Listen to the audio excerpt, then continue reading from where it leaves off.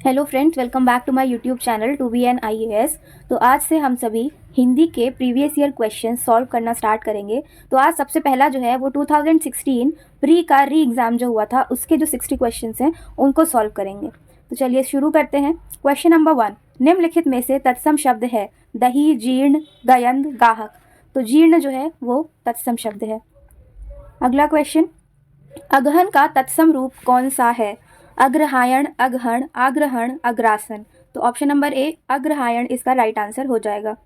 निम्नलिखित में से तद्भव शब्द हैं, तो तद्भव फाइंड आउट करना है। चतुर्दश, चतुर्थ, 14, चत्वारी। तो 14 जो है वो तद्भव है, बाकी सारे तत्सम है।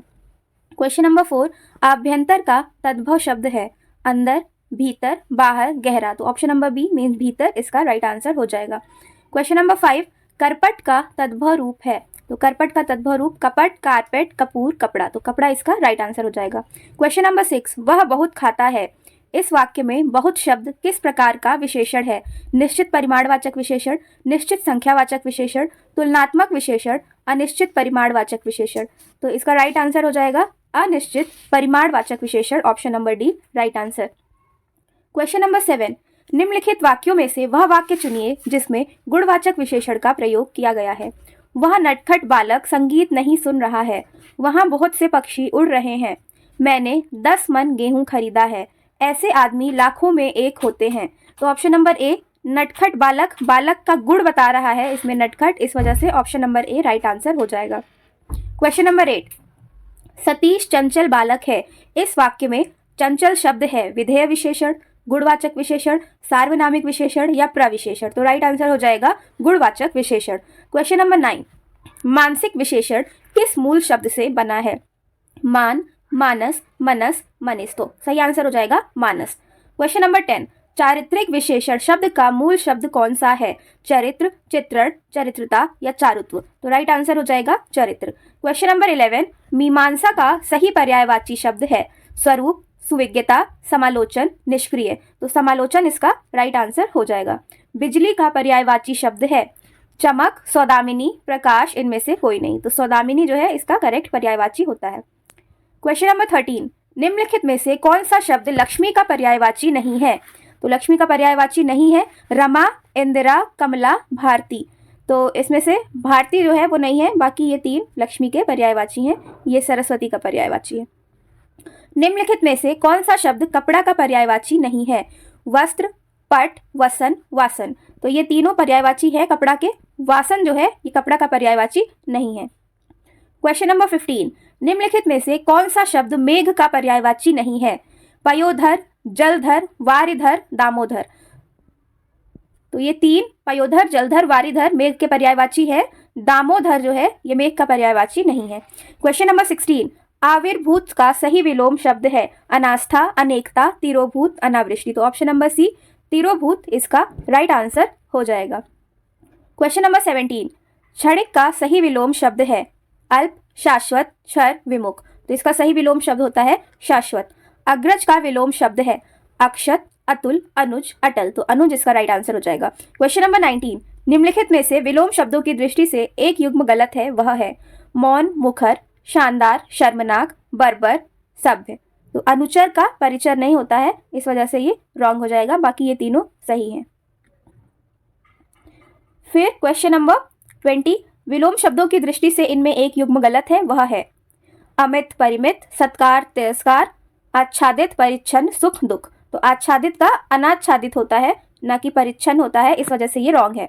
क्वेश्चन नंबर 21, वर्तनी की दृष्टि से शुद्ध शब्द है चिन्ह, विवर्त, अनुग्रहित, विरहणी। तो चिन्ह जो है वो किस तरह से लिखा जाता है? चिन्ह ये है इसकी सही वर्तनी, तो विवर्त ही इसका राइट आंसर होगा।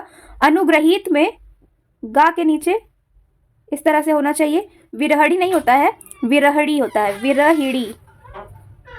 हाँ पे भी मात्रा रहेगी, इस वजह से बी जो है विवर्त वो करेक्ट है। शुद्ध वर्तनी वाले शब्द का चयन करें ज्योति सना, ज्योत सना, ज्योत सना या ज्योत्सना।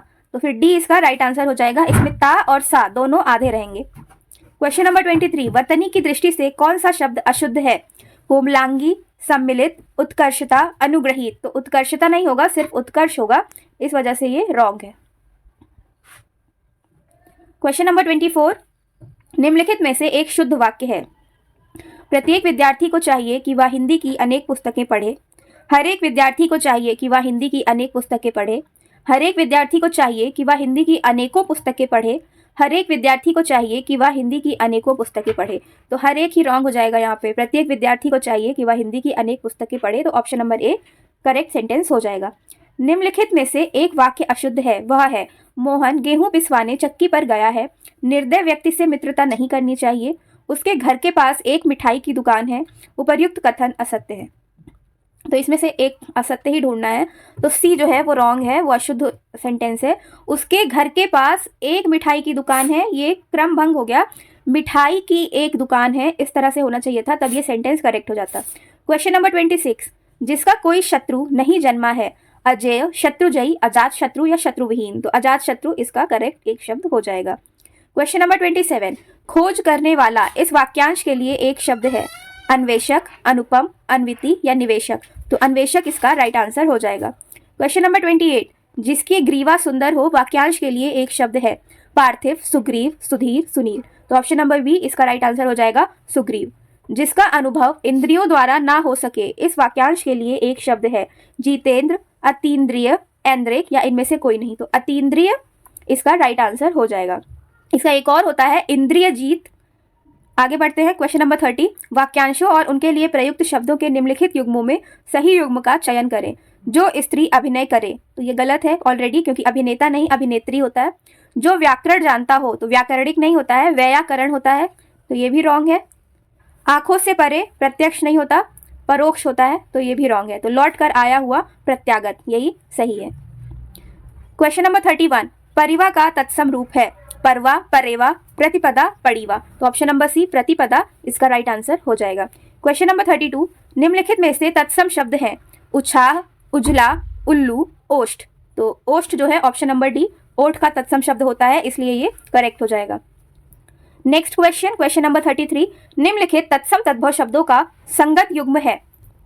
संगत मीन्स सही युग्म है, वो फाइंड आउट करना है कि इसमें से सही कौन सा है।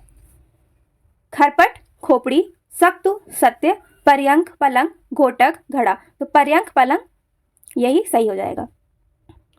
नेक्स्ट, निम्नलिखित में से एक तद्भव शब्द है। आंसू, एकत्र, वानर, उच्च। तो आंसू ही अश्रु का तद्भव है, इसलिए ये करेक्ट हो जाएगा। कपित्थ का तद्भव शब्द है। कपूर, कैथा, केला, खजूर। तो कैथा जो है उसका तत्सम होता है कपित्थ। क्वेश्चन नंबर 36, निम्नलिखित शब्दों में से कौन सा गुणवाचक विशेषण है। उचित, पांचवा, कुछ, तीन। तो उचित इसका राइट आंसर हो जाएगा। क्वेश्चन नंबर 37, निम्नलिखित में से कौन सा विशेषण संज्ञा से नहीं बना है। श्रीमान, दानी, सुंदर, चमकीला। तो सुंदर जो है वो संज्ञा से नहीं बना है, बाकी सारे संज्ञा से बने हैं। क्वेश्चन नंबर 38, निम्नलिखित में से किस वाक्य में उत्तमावस्था गुणवाचक विशेषण विशेषिका प्रयोग किया गया है। परमानंद कक्षा में सबसे होशियार छात्र है। मनमोहन ने इस दुकान से 1 किलो टमाटर खरीदा है। इस पौधे में इतना पानी मत डालो। विजय पहलवान एक दिन में 4 लीटर दूध पीता है।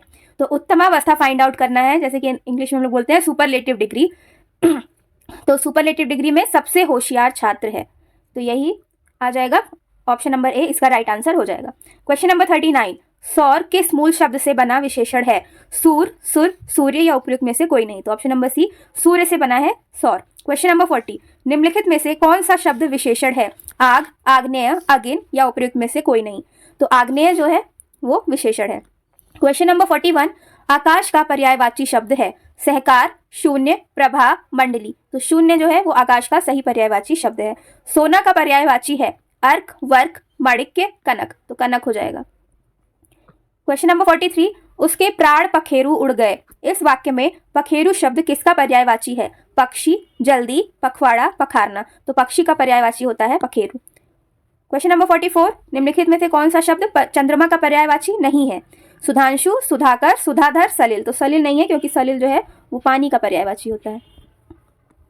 नेक्स्ट क्वेश्चन 45, निम्नलिखित शब्दों में से एक शब्द माता का पर्यायवाची नहीं है, वह है अम्ब, अम्बु, अम्बा, जननी। तो अम्बु जो है वो नहीं है, क्योंकि ये कमल का पर्यायवाची होता है। क्वेश्चन नंबर 46, भौतिक का विलोम शब्द है। आध्यात्मिक, दार्शनिक, सांस्कृतिक, राजनीतिक। तो आध्यात्मिक जो है भौतिक का विलोम होता है। Next question, question number 47, Prachi शब्द का विपरीतार्थक है। उदीची, प्रतीची, नवीन, समीची। तो प्राची का विपरीतार्थक होता है प्रतीची। समष्टि का विलोम शब्द है विशिष्ट, व्यष्टि, अशिष्ट, अपुष्टि। तो व्यष्टि जो है समष्टि का सही विलोम होता है। क्वेश्चन नंबर 49, निम्नलिखित में से विलोम शब्दों की दृष्टि से एक युग्म गलत है। वह है विधि, निषेध, करेक्ट, आह्वान, विसर्जन, करेक्ट। फिर आग्रह का विग्रह नहीं होता है, आग्रह का दुराग्रह होता है, इस वजह से ये रॉन्ग है, मीन्स यही राइट आंसर है। अमीय, अमीय मतलब अमृत, हलाहल मतलब विष, तो ये भी सही है। क्वेश्चन नंबर 50, विलोम शब्द की दृष्टि से इनमें से सही युग्म है। आकीर्ण, विकीर्ण सही है। ईप्सित, अभीप्सित ये रॉन्ग है, ईप्सित का अनीप्सित होता है। आदृत, निरादृत ये सही है। दोष सदोष नहीं होता है, दोष आदोष होता है, इस वजह से ये रॉन्ग है। तो इसमें करेक्ट फाइंड आउट करना था, तो करेक्ट ए और सी दोनों हो जाएगा। क्वेश्चन नंबर 51, शुद्ध वर्तनी वाले शब्द का चयन करें। दय दीप्यमान, दे दीपमान, दय दीपमान, दे दीप्यमान। तो ऑप्शन नंबर ए दय दीप्यमान करेक्ट वर्तनी होती है।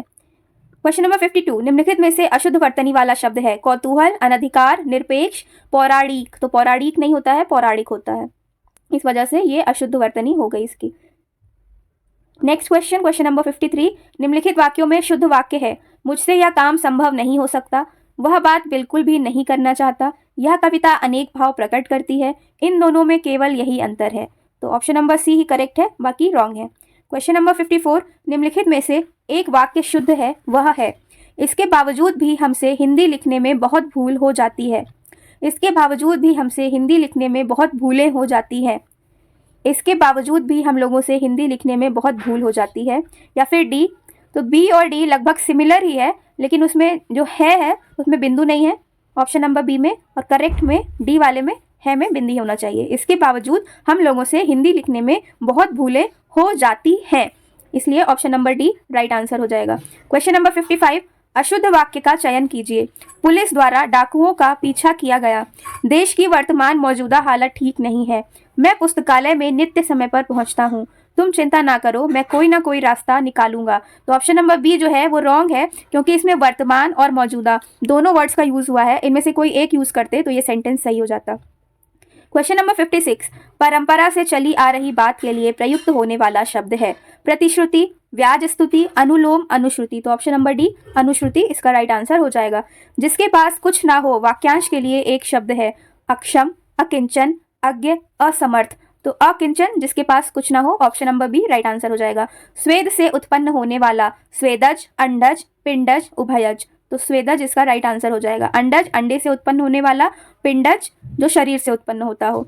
अपरिणीत शब्द निम्नलिखित में से किस वाक्यांश के लिए प्रयुक्त होता है। जिसका परिणाम ना निकलता हो, जिसका विवाह ना हुआ हो, जिसका विवाह हो चुका हो, जो देखने में प्रीतिकर ना हो। तो ऑप्शन नंबर बी जिसका विवाह ना हुआ हो। परिणीत जिसका विवाह हुआ हो, अपरिणीत जिसका विवाह ना हुआ हो।